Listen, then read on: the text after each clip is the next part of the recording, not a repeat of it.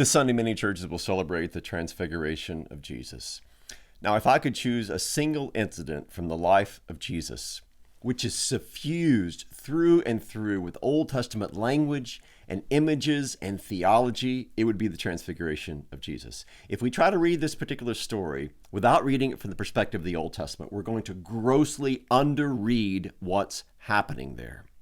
So what I want to do in the next few minutes is unpack some of what the images and what the theology and what the language of the Transfiguration is when we see it in light of the Old Testament.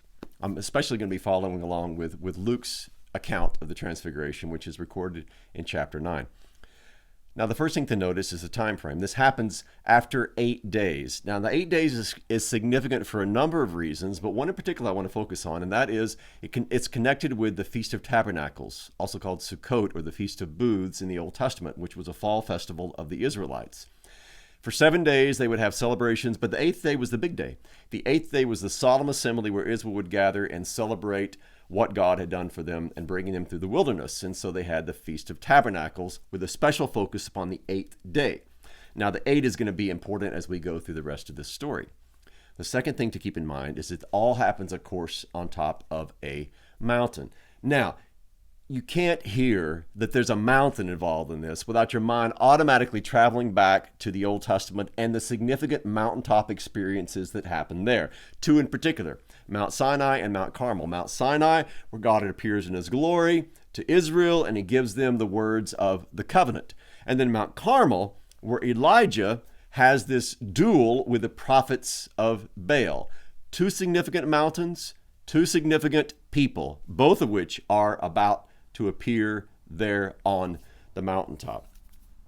The other key thing to keep in mind is that everything that happens after Jesus prays. Luke in particular accents that. Now, that's important because this same phraseology is used back in 2 Chronicles at the dedication of the temple. It says, after Solomon prayed, after the king of Israel prayed, what happened? Fire came down from heaven, and the glory of the Lord filled the temple. After Solomon prayed, the glory of the Lord comes down upon his dwelling place. After Jesus prays, the glory of the Lord is once more about to come down upon his tabernacle. We'll get to that in just a minute. Speaking of tabernacles, after Peter sees all these things happening, he wants to build 3 of them, one for Moses, one for Elijah, and one for Jesus. Now, Peter doesn't know what he's talking about, but what he's really wanting to do is sort of celebrate the Festival of Booths, celebrate the Feast of Tabernacles on this mountaintop. Keep Moses and keep Elijah there and give Jesus a place to dwell in these temporary tents, which is what was celebrated in the Feast of Tabernacles or the Feast of Booths.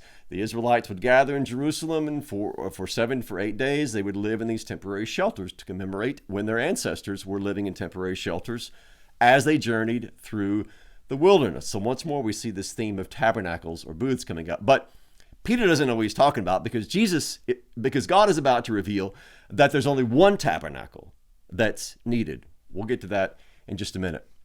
Another thing to keep in mind is that the disciples wake up. They had been asleep, and then they see this vision. Now, you can't hear that without thinking about Genesis 15, because Abraham goes into a deep sleep. God puts him into a deep sleep, and when he wakes up, what does he see? He sees the vision of God. God appears and speaks to him. And you have this burning oven that passes between the animals that have been sacrificed and split in half. So once more, these followers of God, Peter, James, and John, are about to wake up and see God appearing to them. When Moses and Elijah are standing there by Jesus, they're having a conversation. And we know what this conversation is about because Luke tells us they were talking about his departure, which he was about to effect in Jerusalem. Now, the Greek word for departure is the word that's the basis of Exodus. They're talking about his Exodus. Not when Jesus is going to bring the Israelites out of Egypt, but when he's going to bring all humanity in a cosmopolitan Exodus, Jews and Gentiles alike, out of slavery and death and into the freedom and into the glory of forgiveness of sins and life in his kingdom. So he's about to effect a new cosmopolitan Exodus in Jerusalem. Now, all of this is happening. The disciples are there. Moses and Elijah are there. They're talking with Jesus about his upcoming Exodus. And then the glory cloud appears. This glory cloud in Hebrew is the kavod Yahweh. This is the glory of the Lord. This glory cloud led the Israelites through the wilderness. It was the glory cloud that rested on top of the tabernacle. It was the glory cloud that rested on top of Mount Sinai. In fact, the same Greek verb that's used to describe this glory cloud enveloping or overshadowing Jesus, episkiazo, is the same word that's used to describe the glory cloud enveloping the tabernacle in Exodus chapter 40. And we also have the face of Jesus changing and shining, and his clothing became as bright as lightning. Now, this is connected with Moses. Remember that Moses, when he go into the tent of meeting, he'd come back out and his face was glowing because his face had absorbed, as it were, the glory of the Lord, and he would speak with the Israelites while his face was glowing, and then he would put a veil over the front of it. What's happening with Jesus is that he's not standing in the presence of God and reflecting back the glory of God. He has become the glory of God. He is the glory of God. He's the Kavod Yahweh. And this light is shining not as a reflection of something outside of him, but the reality of the divinity which is within him. He is Yahweh.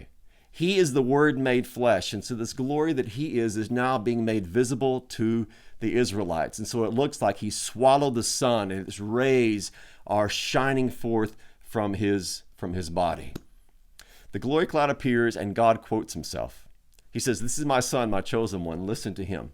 Now, every word in that is important because God essentially quotes himself 3 times. When he calls him my son, he's referring back to Psalm 2, where the Messiah is called the Son of God.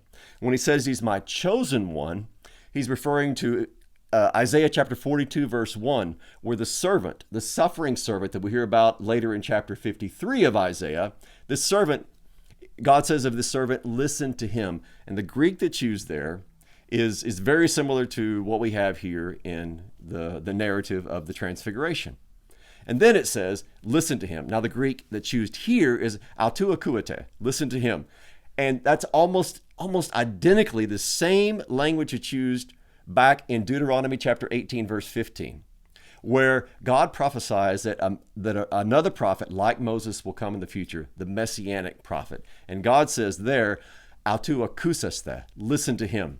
So God quotes Psalm 2, he quotes Isaiah 42, and he quotes Deuteronomy 18 in that one verse. This is my son, my chosen one, listen to him. In other words, this is the son prophesied in Psalm 2. This is the servant that Isaiah talks about. This is the latter-day eschatological prophet like Moses. Listen to him. Heed his voice. Then after God the Father speaks and the cloud disappears, Jesus is standing there alone. He's standing there alone because he is the focal point of everything that's been happening. And everything that's been happening is a condensation and a summary of the whole Old Testament. Here we have Jesus standing alone because everything has now been focused upon him.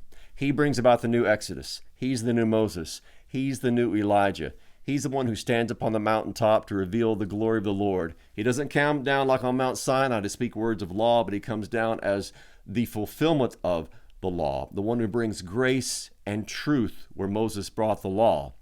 He is the one who comes as the yes to all of God's promises.